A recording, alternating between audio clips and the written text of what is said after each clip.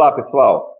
Meu nome é Eudes Baiman, sou professor da Universidade Estadual do Ceará e estamos aqui para a segunda parte da discussão acerca das ideias de João Comênio, né? Parte desse nosso projeto, onde participamos eu, o professor Fred Costa, para apresentar os principais pensadores, as principais correntes do pensamento da educação ao longo da história. Como nós já tínhamos comentado no vídeo anterior sobre o Comênio, nós estamos fazendo uma abordagem que é útil tanto para as disciplinas de História da Educação, como para as disciplinas de Filosofia da Educação, uma vez que temos tratado do contexto histórico, da emergência desses pensadores, e temos, na medida do possível, também tratado das próprias ideias desses pensadores da educação, né? Então, nosso vídeo está destinado, está consagrado, esses nossos vídeos, na verdade, no plural, estão consagrados à utilização, tanto nas aulas de História da Educação, geral, quanto nas aulas de Filosofia da Educação. Nós desejamos, né, esperamos que os vídeos sejam úteis e ajudem na reflexão dos nossos alunos e das nossas alunas acerca das principais vertentes que compuseram e compõem, né, o pensamento pedagógico da modernidade, né? Bom, nós já tínhamos comentado na aula passada, no vídeo passado, que João Comênio, então, pode ser considerado, não vamos repetir o que já dissemos, mas relembramos que João Comênio pode ser considerado um elemento fundador daquelas ideias pedagógicas que vigorariam, né, nos séculos seguintes. João Comênio é um homem do século XVII, ele é um dos fundadores daquelas grandes diretrizes que se consolidariam como pilares do pensamento pedagógico ao longo dos séculos seguintes e até os nossos dias. Eu me arriscaria a dizer, isso daria um bom debate, mas me arriscaria a dizer que boa parte das ideias do Comênio ainda são úteis, né? Algumas muito úteis para nós realizarmos um bom debate acerca, por exemplo, da natureza ou das características internas do processo pedagógico, né? O processo pedagógico deve ser, deve ter como objetivo a absorção de conhecimentos que a história consagrou como válidos, ou a atividade pedagógica deve ter como centro um processo pelo qual se forma a iniciativa dos alunos, né?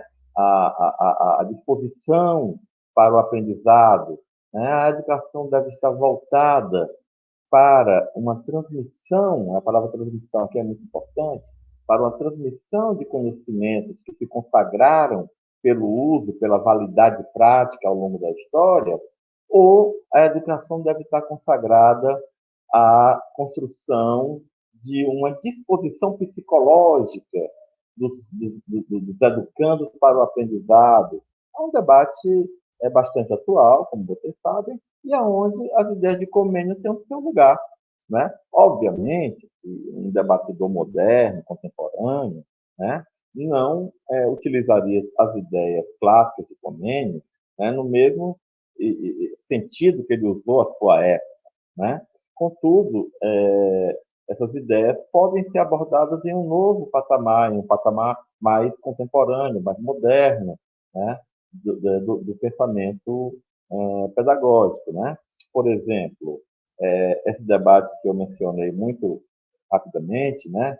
A educação deve estar destinada a uma transmissão de conhecimento ou deve estar destinada à formação de um espírito, né, de uma disposição psicológica nos alunos para o aprendizado, né? A educação deve ser uma atividade instrucional, deve estar centrada na instrução, ou deve ser uma atividade voltada para uma educação no âmbito, na esfera da psicologia dos alunos, né? Esse debate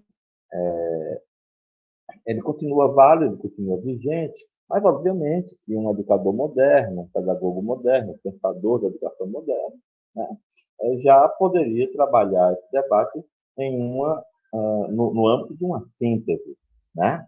Quer dizer, até que ponto a instrução pode se desenvolver, né, sem que se desenvolva ao mesmo tempo uma disposição para o aprendizado, né, uma motivação para o aprendizado, ou, por outro lado, até que ponto uma motivação para o aprendizado pode se produzir no vazio, sem conteúdos, né? Não haveria de se colocar a perspectiva de uma síntese dessas necessidades pedagógicas, né? Mas, se nós colocarmos a discussão nesse terreno, as ideias de Comênio, como vocês verão, ainda serão úteis, né? Ainda estarão, em grande parte, vigentes, mesmo colocadas em um patamar que o próprio Comênio, na sua época, não as colocava, né? Por isso que é importante a gente voltar a Comênio, do ponto de vista da história da educação. Nem preciso argumentar muito, né? Porque a formação do pensamento pedagógico, a formação da ideia de escola, a formação da ideia de rede escolar, né, passa por Comênio, como passará depois também por Rousseau, como passará a sua moda também por Condorcet, como passará do seu jeito por Durkheim, como passará por John Dewey mais adiante, chegará aos pensadores marxistas, né? Então, nem precisa argumentar muito sobre a importância de conhecer as principais ideias de Comênio do ponto de vista da história da educação. E do ponto de vista da filosofia da educação, né, há a necessidade de que nós compreendamos a formação do pensamento pedagógico moderno, o que também exige o conhecimento desses autores, no caso desse nosso vídeo presente, o pensamento de Comênio. Pois bem, Comênio ele é um pensador cristão, nós já tínhamos esclarecido isso no vídeo anterior, é um pensador cristão, e embora não o cite diretamente, Comênio bebe tanto da fonte de Santo Agostinho, sob um aspecto, como bebe da fonte de Tomás de Aquino, sob outros aspectos, né? O caminho de Comênio em direção ao pensamento de Agostinho está muito ligada à tradição platônica, à tradição do pensamento de Platão, né? Enquanto o seu interesse pelas ideias de Tomás de Aquino, né, correspondem à vertente do seu pensamento pedagógico que procedem mais das ideias de Aristóteles, né? Nós vamos localizar um pouco essas dimensões ao longo desse vídeo, né? Então, em primeiro lugar, eu queria dizer que Comênio é um homem que procede, ou seja, que aparece ao cabo do desenvolvimento anterior, né, da cultura humanista e da cultura renascentista, né? Comênio, embora seja um pastor protestante, ele é inevitável que nele, né, esteja presente as principais características que se formaram, né, ao longo do período humanista renascentista. Nesse sentido, Comênio ao seu modo, do seu jeito, né, ele é um antropocentrista, né? Para Comênio, a figura humana está no centro das preocupações filosóficas, está no centro das preocupações, inclusive religiosas, e está no centro das preocupações pedagógicas, né? Então, Comênio vai dizer que o ser humano pode ser caracterizado por três traços fundamentais. Mas é engraçado, eu chamo a atenção de você para a hierarquia que Comênio faz. O primeiro traço fundamental é que ele é uma criatura racional, né? Essa é a primeira questão para Comênio. O homem é uma criatura racional, o ser humano é uma criatura racional. O segundo traço é que ele é uma criatura, olha aí a presença do antropocentrismo, né? Do ser humano como o centro da vida da natureza, né? O ser humano é uma criatura senhora das outras criaturas, né?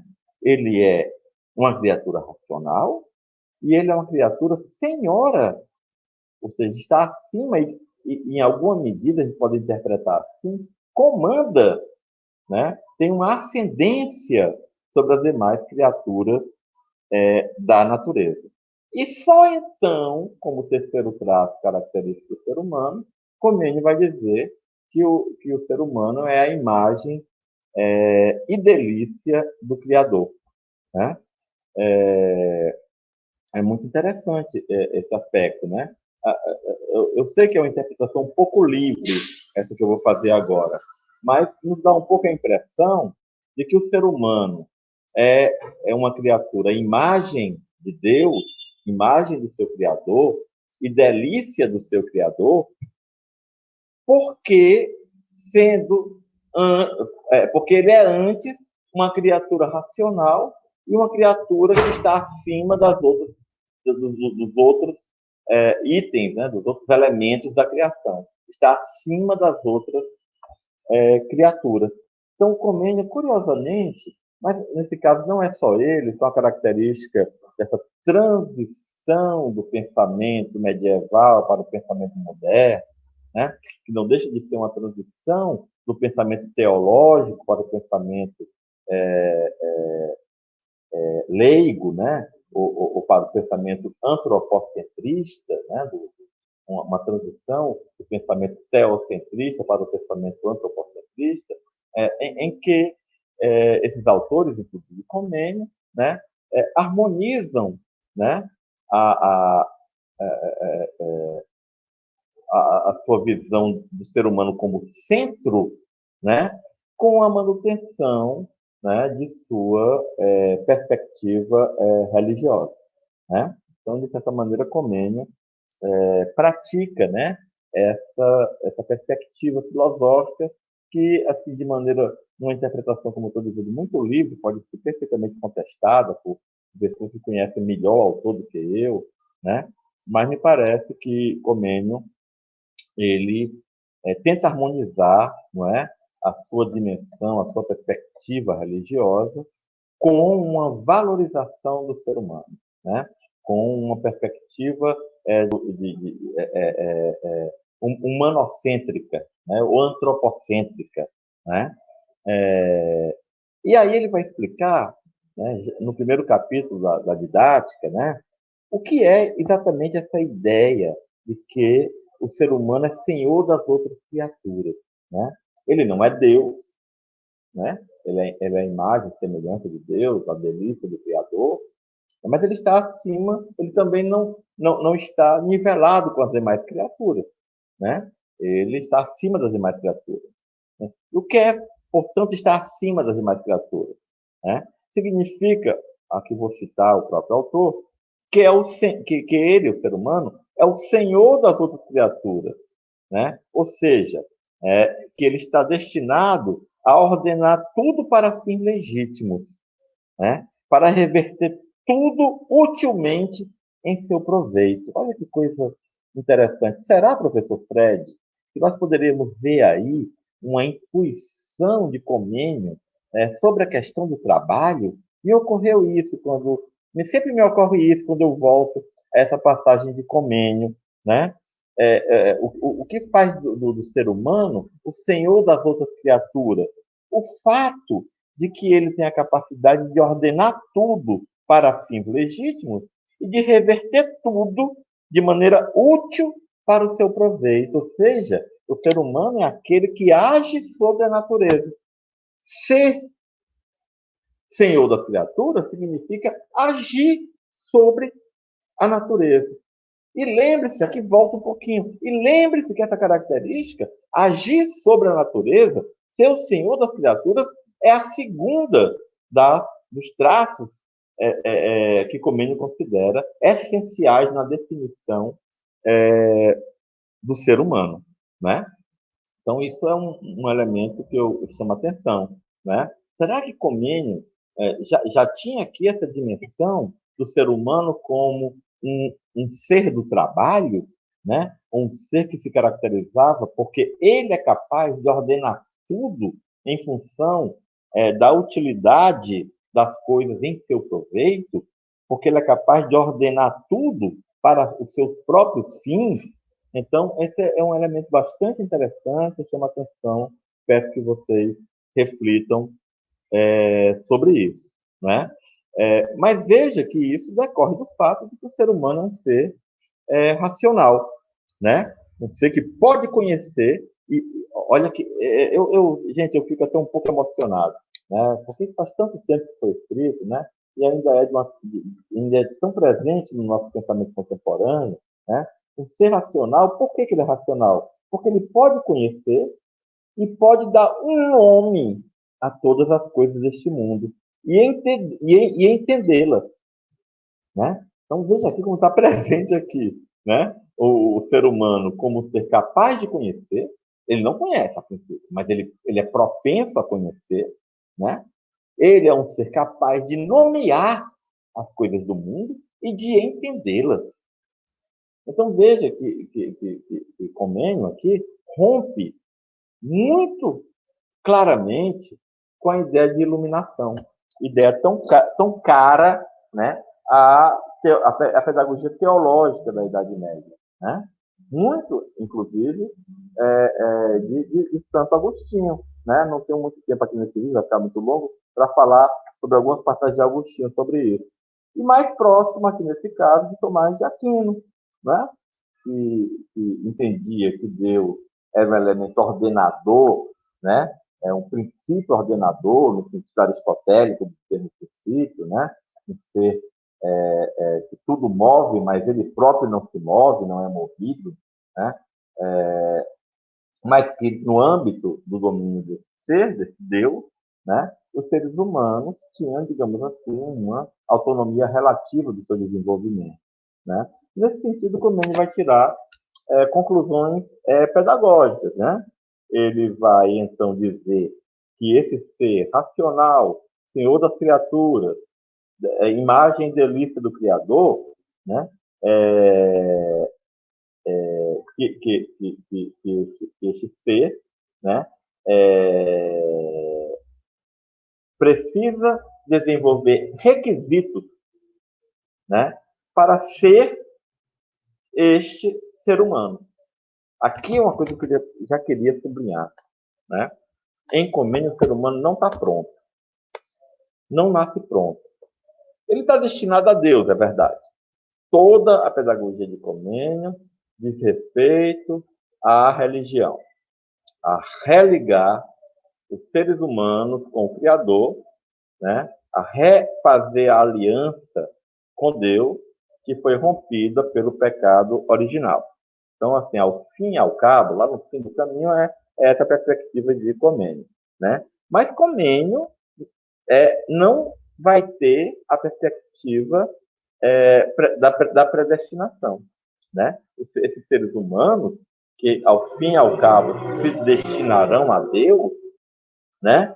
Eles precisam se construir, né? Eles precisam se construir em primeiro lugar no plano intelectual, né? Então é um requisito, né, que esse ser tenha conhecimento de todas as coisas, de onde ele deduz a perspectiva da instrução. Você precisa se instruir, né? Nada de iluminação lá de Agostinho, não tem iluminação, né? Ele precisa se instruir para conhecer todas as coisas, né? É necessário que ele seja capaz de dominar as coisas e a si mesmo, portanto, é necessário que ele desenvolva, ele não tem, veja, ele não tem, que ele desenvolva a dimensão da virtude, né? Que ele iguala a verdade do costume, e ele precisa se dirigir às coisas, dirigir a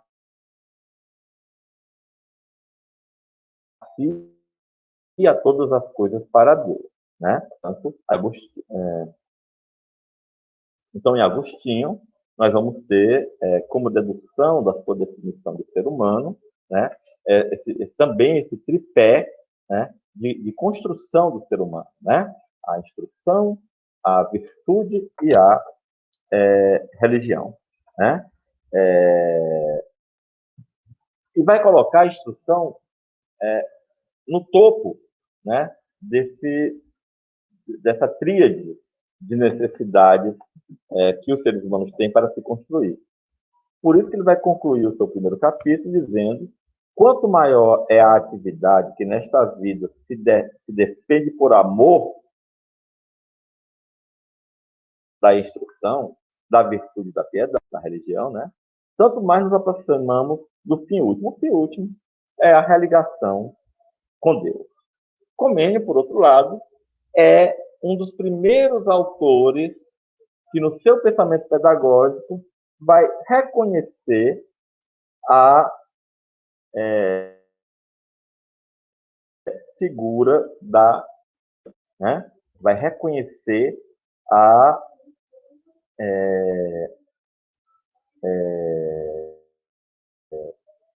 a infância, né? Comênio vai ser um dos primeiros pensadores a reconhecer a infância. Não é o único, é verdade, né?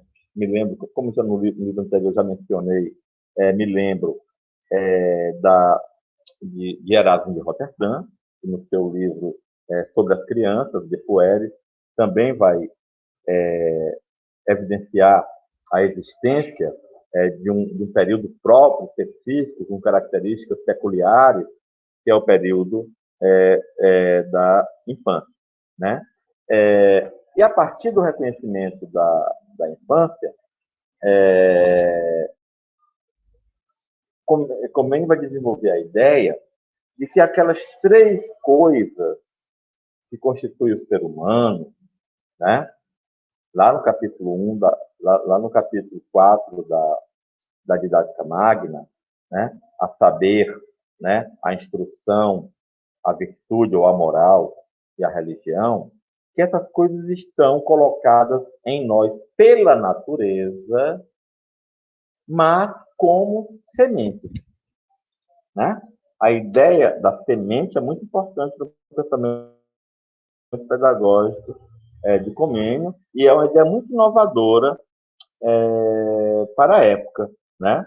Então ele vai dizer, a natureza já coloca em nós, trabalhando um pouco a ideia de propensão humana, o homem já está propenso, né, à instrução, à virtude, à moral e à religião. Mas isso está colocado em nós como sementes, né? Ora, sementes podem ou não germinar, né? As sementes não germinam necessariamente.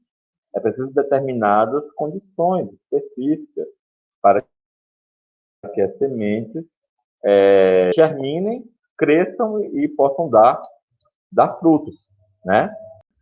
Há, porém, uma diferença, né? Ele diz: os seres humanos estão propensos a aprender. Como eles estão propensos a aprender, é dedutível de que se pode ensinar aos seres humanos. E aí ele vai fazer um diálogo muito interessante, né, com a noção de tábua rasa, né? Ele vai dizer, os antigos diziam que a mente humana é semelhante a uma tábua aonde você pode escrever, né, tudo o que é possível a este ser aprender, né? Você pode escrever numa tábua vazia, numa tábua em branco, tudo que esse ser pode aprender. Mas ele vai dizer, a tábua tem limite. A tábua tem um limite. Você só pode escrever sobre a tábua até as suas margens. Fora das suas margens, você não pode mais escrever. Por isso que, como ele vai dizer, que essa imagem é muito interessante, ele gosta dessa imagem, ele defende essa imagem, no sentido de que estamos propensos a aprender, e se estamos propensos a aprender, né, é possível ensinar, né? É nesse sentido que ele defende essa imagem da tábua em branco, mas ele vai dizer o seguinte, né? A tábua Na tábua, não é possível traçar linhas senão até o limite em que as margens o permitem. Ao passo que na mente humana, por mais que se escreva, nunca se encontra um sinal que indique o termo, o fim, né? Pois ela não tem fim, ela não tem termo. Né? Olha que coisa curiosa para um homem que partia da teologia, né? Cujo, digamos assim, a perspectiva final era do reencontro com Deus. Você não acha estranho que um homem que pensa assim diga: nós não podemos simplesmente comparar a mente humana com uma tábua em branco, porque a tábua em branco tem margem. Portanto, você só pode escrever na tábua até as suas margens. Mas a mente humana não tem margem. Ela pode aprender indefinidamente, infinitamente. Então, aqui, quando eu leio isso, gente, eu me lembro logo do mito da expulsão de Adão e Eva do paraíso. Né? Porque Adão e Eva são expulsos do paraíso, numa das versões do episódio, né? Porque Eva convenceu Adão a comer da árvore, do fruto da árvore do conhecimento. Ou seja, Adão pretendeu conhecer coisas, Eva e Adão pretenderam conhecer coisas, comer o fruto da árvore do conhecimento, que não lhes era permitido. Ou seja, penetrar no terreno do conhecimento que era exclusivo de Deus. Mas olha o que o Comênio diz. A tábua é uma boa imagem, de fato. A nossa mente está propensa a aprender, ela é uma tábua em branco. Ensine que as crianças aprendem. Mas ele vai dizer, a tábua tem limites. A mente humana não. A mente humana aprenderá infinitamente. A cada coisa que ela aprende, novos limites se apresentarão. E ao chegar nesses limites, ainda mais novos limites, de tal maneira que a mente humana expande a sua capacidade de aprender. Me parece que, em certo sentido, isso é contraditório com a perspectiva teológica. Me parece que aí está essa tensão, há uma tensão aí, né, que eu falei antes, que corresponde a uma transição, né, entre o pensamento religioso predominante no período medieval e mesmo no período humanista e renascentista, né, e a emergência de um pensamento filosófico e científico de caráter leigo, né, de caráter não religioso, né? De toda maneira, ao longo de todo o texto, Comênio se esforça para harmonizar essa perspectiva com a perspectiva da religação com Deus, né? Com a religação, com a retomada, né? Como é que se diz? Com a restauração da aliança com Deus. Finalmente, a instrução, a virtude devem conduzir, né? Mas conduzir pela consciência, mas conduzir pelo conhecimento a esta restauração da aliança com o Criador, da aliança com Deus. Né? No capítulo 6 da didática, então, Comênio vai ser bastante explícito. Né? O homem tem necessidade de ser formado para que se torne homem. Eu me lembrei agora de uma questão do Enem, há alguns anos atrás, né, que se tornou muito polêmica, porque citava uma frase de Simone de Beauvoir, que dizia que a mulher não nasce mulher, se torna mulher. Uma frase famosa, não sei exatamente se eu citei de forma literal, acho que não, mas o sentido é esse, né? O gênero não é algo puramente da natureza, né? É algo que se forma na vivência cultural, na vivência social, né? É isso mais ou menos que Simone de Beauvoir dizia. Isso foi uma grande polêmica, né? A extrema-direita, os reacionários, né, atacaram essa questão do Enem, porque parecia dizer, né, que as mulheres podem ser arbitrariamente homens, né? Se quiserem, pode ser tudo de homem. Era essa mais ou menos a interpretação. Eu fico pensando, Imagine se a frase fosse essa aqui, do começo. O começo não fala nem de homem e de mulher, diz, o ser humano não é ser humano desde o princípio. Ele tem necessidade de ser formado, ele tem que se tornar humano. Ele não é que a mulher tem que se tornar mulher, o homem. O ser humano tem que se tornar humano. Né? Nesse aspecto, o Comênio é mais radical do que a Simone de Beauvoir. Mas essa é a visão que Comênio vai deduzir, né, dessa necessidade da instrução. Por que, que a instrução é necessária?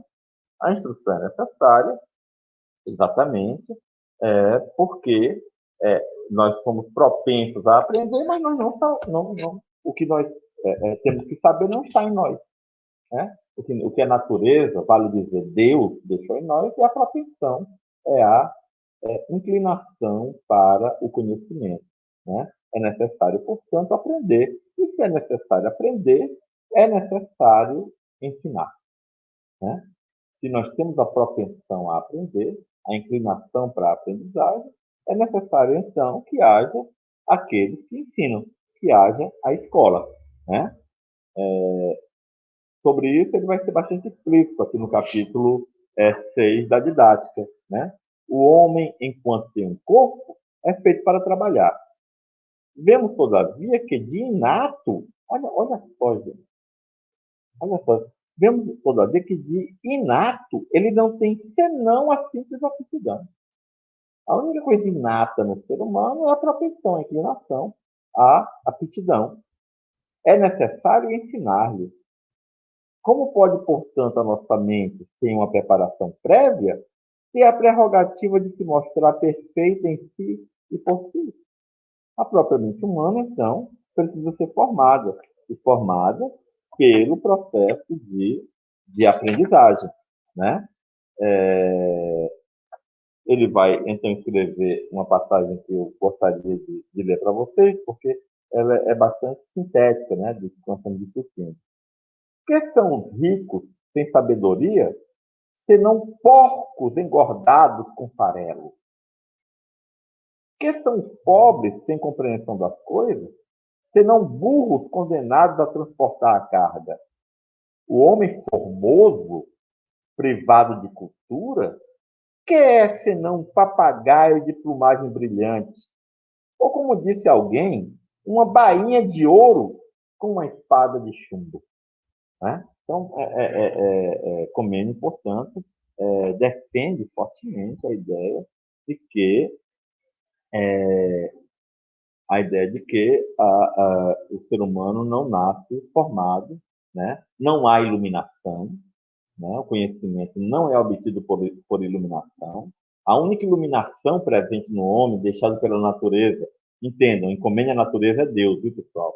A natureza humana é a sua natureza de semelhante a Deus. Tá? O ser humano, a natureza humana corresponde ao fato de que o ser humano é semelhante a Deus. Né? Mas a única iluminação presente na alma humana, no espírito humano, é a propensão, é a inclinação, né? É a tendência a aprender. Mas o aprendizado é um processo prático de ensinar e de aprender. Não há conhecimento deixado no homem por iluminação em Comênio. Né? Depois, né, como eu já assinalei um pouco atrás, né, Comênio vai estudar, vai se preocupar, né, com as etapas em que esse processo de ensino e de aprendizagem seria um processo mais eficaz. E ele vai dizer que a formação humana faz-se com muito mais facilidade na primeira idade, ou seja, na infância. Né? Para isso, ele vai invocar, né, como já assinalei no vídeo anterior, as imagens da natureza. Né? Comênio é um naturalista, né? Como boa parte dos pensadores desse período. Né?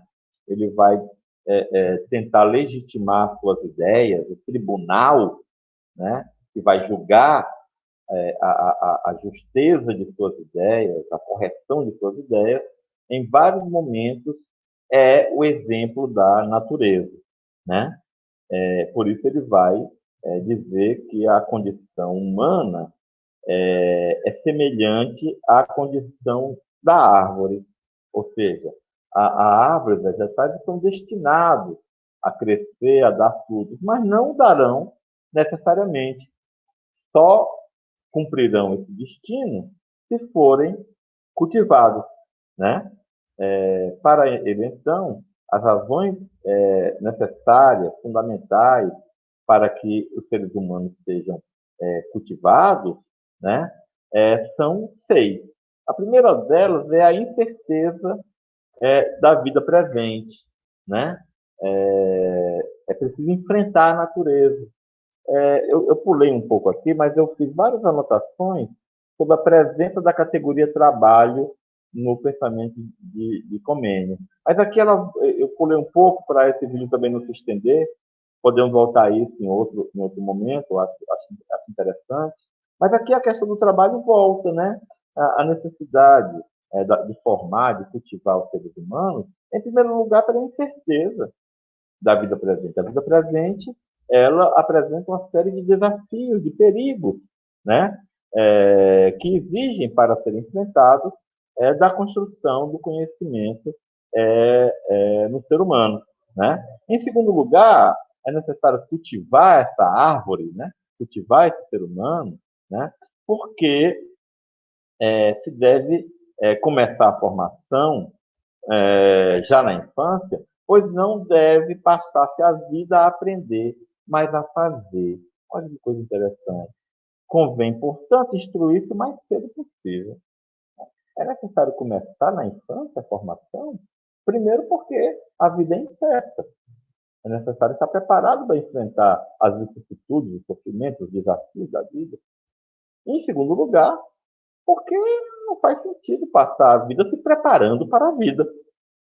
É preciso ter um período de preparação. Olha como isso é moderno, né, gente? É uma noção ainda totalmente presente, né, na nossa visão de educação, de escola. É preciso ter um período preparatório, né, para porque não se pode passar a vida se preparando. É preciso, num certo momento, parar de se preparar, não parar de aprender, atenção, mas parar de se preparar e fazer, né? A terceira razão, né, é, a terceira razão é a maleabilidade, digamos, né, a elasticidade, né, da mente das crianças. Né? De certa maneira, Comênio nos lembra aquele ditado, né, dos nossos pais e avós, né? Burro velho não aprende mais, né? Ou outros ditados, né? De pequeno que torce o pepino, né? Então, para Comênios, essa ideia da maleabilidade da mente infantil, né, da elasticidade, da plasticidade da mente infantil, é um elemento favorável, né, ao aprendizado. Né? Então, nesse sentido, é necessário que os processos de preparação se iniciem já na primeira infância. Né? Exatamente, porque é necessário aproveitar essa etapa de maior plasticidade, maleabilidade da mente humana, né? Que é a quarta razão. Em quinto lugar, para que o homem pudesse formar-se, né? Deus lhe concedeu os anos da juventude, durante os quais, sendo inábil para outras coisas, fosse apto apenas para a sua formação disso. Então, o jovem não sabe muito porque ele é jovem, né? Mas ele está apto a aprender, né? Finalmente, ele vai dizer que o que se aprende, né, na infância, na juventude, é mais sólido, né? Se consolida, né? Se torna mais indelével, né, na alma humana, né? Se torna mais durável na alma humana, né? Nesse sentido, né, Comênio vai tirar uma conclusão completamente política desse conjunto de considerações. Ele vai dizer, então, que é preciso formar a juventude. A ideia da formação, olha que coisa curiosa, né? Porque não era assim até então, entende, gente? Essa é uma ideia moderna, insisto, é uma ideia dos últimos 500 anos, dos últimos 400 anos. E Comênio é pioneiro nessa perspectiva. Né? Ele vai dizer, é necessário formar a juventude. E por isso é necessário abrir escolas. A ideia de escola, atenção, pessoal, era uma ideia ligada, ao mesmo tempo, a uma perspectiva da vida privada, da vida doméstica. Né? A ideia de escola estava relacionada com a ideia de um tipo da educação do preceptor, né? De um tipo de educação pessoal, personalizada, né? E Comênio participa, ele não é o único, insisto, ele participa de uma época, de um período do pensamento pedagógico, né, que se abre para a ideia da necessidade da formação da juventude como uma categoria social, né, como uma população, ou como uma parte da população. E, nesse sentido, né, vai colocar o problema da instituição escolar, né? O problema da instituição escolar levará a uma série de ideias, né, que também, posteriormente, se consolidarão como imagens, né, que nos vêm à mente sempre que nós estamos em escola. Por exemplo, a necessidade de que os processos de ensino, né, sejam otimizados, que haja uma espécie de economia de recursos para a instrução. E a economia de recursos aqui correspondia à ideia da sala de aula, né? A ideia da sala de aula. Ou seja, a sala de aula como esse lugar em que um profissional, um educador, né, reúne, congrega em torno de si uma coletividade de alunos. Né? A gente sempre acha que a escola sempre foi assim, né? Não, essa é uma ideia moderna de escola. Né? Isso corresponde a essa imagem tão simples, né, da escola como lugar onde muitos aprendem com apenas um, ou com poucos, não é apenas um, né, mas com poucos, né, onde um corpo docente, né, limitado numericamente, atende a um corpo discente muito mais numeroso. Essa é um pilar da escola moderna, gente. Né? E tem a ver, de uma certa maneira não, desculpe, tem a ver diretamente, né, com o tipo de instrução que o sistema de produção que emergia nesse período, o sistema capitalista, necessitava, né, de uma mão de obra razoavelmente, limitadamente instruída, porque o modo de produção capitalista não podia viver de trabalhadores que aprenderiam ao longo da vida observando o pai, o tio e o avô.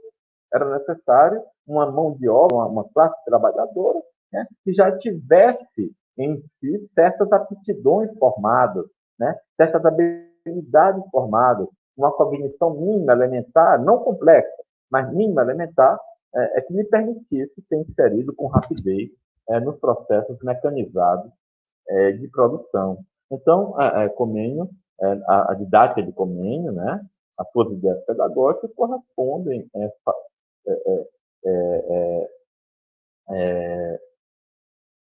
corresponde de maneira mais ou menos evidente, né, a essas mudanças operadas nesse período, né, nos modos de produzir a existência.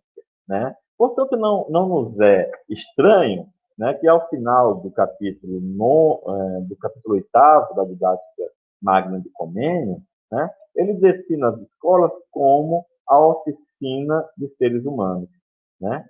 Porque é, portanto, porque é que, desculpem, porque é que, portanto, não se há de crer que, do mesmo modo que as oficinas reforçam e regulam os trabalhos, os templos regulam a piedade, os tribunais a justiça, assim também as escolas produzem, depuram e multiplicam a luz da sabedoria e a distribuem a todo o corpo da comunidade humana. Né?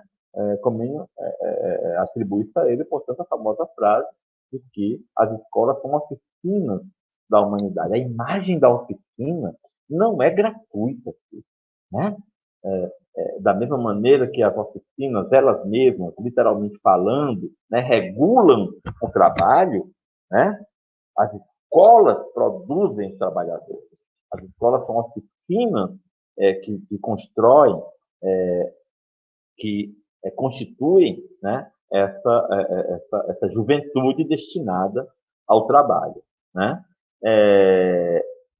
No capítulo 9, então, nós temos uma das ideias mais modernas, tão modernas, né, que os regimes burgueses, né, que já têm séculos de existência, né, à frente das diversas nações do mundo, uma grande parte deles não foi capaz de realizar essa ideia que eu vou emitir agora, que eu vou transmitir agora, de Comênio, né? E outros que a realizaram começam a desconstruí-la, né, nas últimas décadas. E que ideia é essa? A ideia de que toda a juventude, de ambos os sexos, volto a dizer, insisto, toda a juventude e de ambos os sexos deve ser enviada às escolas. Né? Deve ser enviadas às escolas. Mais do que isso, né? Comênio, ao longo do capítulo 9, né? Sem negar o lugar da família, né? Sem naturalmente afastar o lugar da família na formação do jovem, né? Vai responsabilizar o príncipe, vai responsabilizar, por assim dizer, o Estado por enviar toda a juventude e de ambos os sexos, né, para a escola. Né? Isso porque todos aqueles que nasceram seres humanos nasceram para o mesmo fim principal. Todos aqueles que nasceram seres humanos nasceram para o mesmo fim. É uma ideia típica de uma classe que ocupava um lugar revolucionário na história naquele momento. A burguesia a burguesia nascente do qual Comênio era um porta-voz, conscientemente ou não, certamente ele não sabia que era, né? Trazia, portanto, uma ideia que era profundamente revolucionária naquele momento. Todos os homens, todos os seres humanos nasceram para o mesmo fim principal. Para ser. Qual é esse fim? Serem seres humanos. Ou seja, criatura racional, senhora das outras coisas, e imagem e delícia do seu Criador. Né? Mais do que isso, ele vai dizer: perante Deus, não há pessoas privilegiadas. Né? Umas que vão à escola, privilegiadas, e outras que não vão. Né? Então, Comênios, a partir de um discurso religioso, né, vai introduzir um conjunto de ideias que são típicas, né, do espírito democrático revolucionário daquela jovem burguesia, né, que começava a se constituir e se enfrentava com os limites econômicos, sociais e culturais da sociedade feudal e do persistente domínio da aristocracia. Né? Sobre isso, tem uma passagem, o item 8 do capítulo 9 da didática, que merece ser lido. Né? Ele vai dizer: se alguém disser, onde iremos nós parar se os operários, os agricultores, os moços de fretes e, finalmente, até as mulheres se entregaram aos estudos? Vão parar onde com isso? Ele diz: respondo, acontecerá que, se esta educação universal da juventude for devidamente continuada e a ninguém faltar, daí em diante, matéria dos bons pensamentos e dos bons desejos e de boas inspirações e também de boas obras. E todos saberão para onde deve dirigir todos os atos e desejos da vida, por que caminhos devem andar e de que modo cada um há de ocupar o seu lugar. Aqui, gente, nesse pequeno trecho do Comênio, todo o ideário democrático burguês está colocado. Né? Se alguém perguntar, onde é que nós vamos parar com esse povo tudo estudando? Eu digo, sabe onde é que nós vamos parar? Nós vamos parar na construção de seres que saberão decidir, né, para onde devem se dirigir que atos realizar, que caminhos andar e de que modo cada um há de ocupar o seu lugar. Isso daqui era uma dimensão, diria eu, programática, né? Extremamente contundente contra toda a cultura medieval europeia, né? Que chamada de organicista, né? Que determinava, que via como determinado, né, o destino e o lugar de cada ser humano em função da sua origem de classe, né? O bicomênio. Então, o camponês será camponês, e não importa. Isso é um elemento orgânico, né, que não se altera, que não se alterará, como a gente vai dizer o contrário. Né? O que acontecerá se nós permitirmos que todos frequentem a escola, de ambos os sexos? Né? Ele diz, acontecerá que as pessoas não estarão mais destinadas, elas se autodestinarão. É o que alguém já chamou de individualismo revolucionário. Né? A perspectiva do individualismo. É engraçado, né, essa expressão. Hoje a palavra individualismo a gente carrega de um sentido tão negativo, tem realmente sentido negativo, né? Mas nesse momento, a ideia de que os indivíduos, né, adquiriam autonomia para se autodestinar, para escolher o seu destino, né, em oposição àquela ideia de que você estava condenado a ser o que o seu agrupamento social era, né, sem possibilidade de transformação. Né, essa ideia era uma ideia, para aquele período, profundamente emancipatória. Né? E por isso mesmo, Comênio entrava, né, na discussão de que educação era essa que as escolas deveriam dar. Né? E ele vai propor uma vai propor um programa escolar, que eu não vou também aqui detalhar, mas queria chamar a atenção para o fato de que ele caracterizava a proposta de formação que ele trazia como uma proposta de formação universal. Né? Por universal, Comênio entendia uma formação que permitisse aos seres humanos, como ele já enfatiza no capítulo anterior, de ambos os sexos, homens e mulheres, indistintamente, né? Obter um domínio o mais largo, o mais amplo possível, né?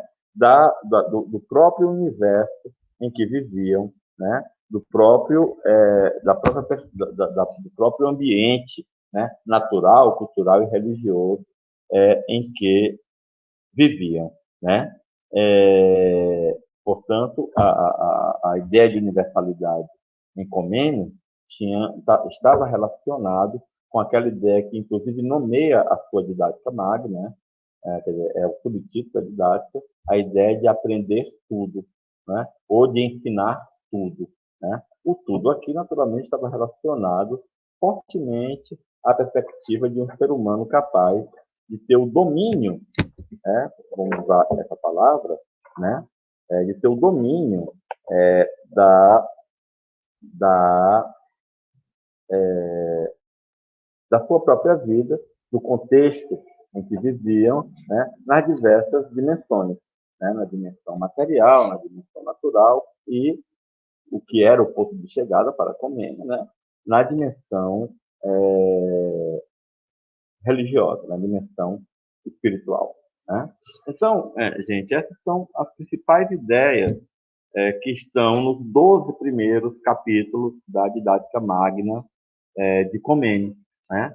E que, na minha opinião, por isso que as destaquei, né, constituem os pilares do que viria a ser, né, essa concepção moderna de escola, em oposição à ideia privada, personalizada, individualizada de escola que prevaleceu no período antigo, com exceções, houve escolas um pouco parecidas com essas ideias de Comênio, tanto em algumas cidades gregas como na Roma antiga, né, na Roma do período imperial, né, mas de maneira geral, né, essas ideias de um conhecimento universal, de uma instrução universal, né, da perspectiva é, de escola, né, a perspectiva do ensino para a juventude, a ideia de um ensino para ambos os sexos, né, a perspectiva de que a aprendizagem estava ligada à construção da individualidade, né, quer dizer, da autonomia individual diante das determinações da comunidade, do seu contexto social, da possibilidade de autoconstrução, são ideias, são elementos, né, muito distintivos da pedagogia da modernidade, né, e que tem em Comênios um dos seus pioneiros, um dos que lançaram primeiro esse conjunto de perspectivas, né, que nós podemos ainda enxergar hoje, ou como realidade, ou como aspiração, né, na escola, no interior da qual nós batalhamos, trabalhamos, né, e combatemos. Então, ficamos aqui com o convênio, teremos novos episódios, né, dessa nossa série de História e Filosofia da Educação, abordaremos novos autores. Aguardem que nós voltaremos com novidades. Obrigado.